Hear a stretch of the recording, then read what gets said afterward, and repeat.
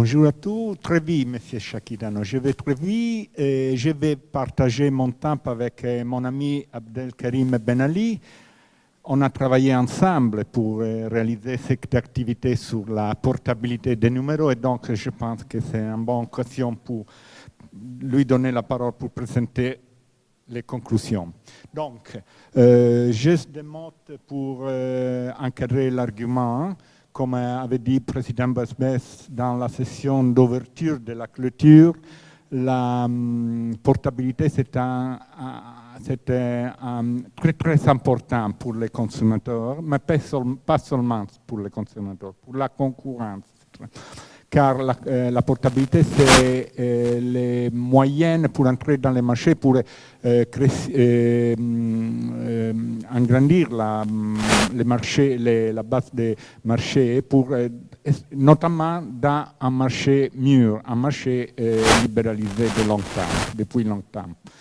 La Commission européenne et l'Union européenne a donné très importance à la portabilité à partir de 1990, la première libéralisation, le cadre OMP, et la dernière intervention pendant l'année 2009 a introduit la portabilité, le délai d'un jour pour faire la portabilité. Et donc, il a donné très grande importance à la portabilité.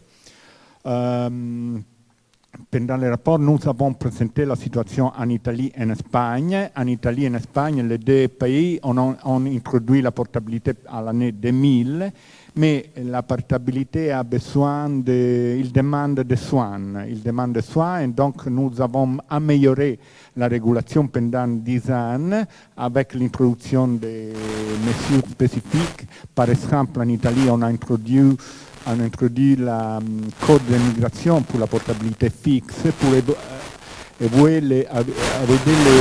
slamming des consommateurs. Je ne sais pas comment se dit en français le slamming, pour éviter que les opérateurs peuvent, comment dire, non, on a aussi introduit le launch and forget pour éviter la rétention irrégulière. Et donc, on a fait des changements à partir de l'année 2000 et maintenant, nous sommes en situation stable. Justement pour dire qu'il y a des différences entre la portabilité mobile et la portabilité fixe. Il s'agit de situations différentes en termes de délais de réalisation, des infrastructures, des méthodes de routage et il s'agit aussi de différences pour la question très importante des factures impayées, des conditions d'éligibilité ou inéligibilité de la demande de portabilité. En Italie, par exemple, on a que sur le marché mobile, les 95% des contrats sont prépayés. Et donc, la condition des factures impayées n'est pas importante. Mais je comprends que sur le marché fixe, ces conditions-ci, que nous n'avons pas utilisées dans notre régulation, peut être aussi élaborées dans votre marché. Et donc, je vais finir avec les recommandations que nous avons données à la fin de l'activité sur la portabilité, à la mai 2015.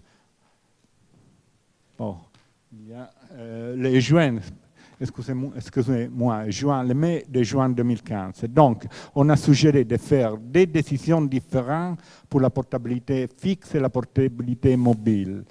On a suggéré des méthodes pour le routage, notamment pour le routage sur le réseau fixe. Et on a vu que le on-word routing peut être utilisé ou le renvoi d'appel pour les segments très vieux peuvent être utilisés. On a suggéré de faire une définition très précise des coûts des opérateurs, en répartition très précise, et de ne pas inclure des coûts pour les consommateurs. C'est un pilier fondamental pour la portabilité en Europe. La condition des factures impayées, je l'avais déjà dit. Et aussi, nous avons suggéré d'introduire des indications très précises sur la capacité de réalisation. C'est correct la parole? Le mot?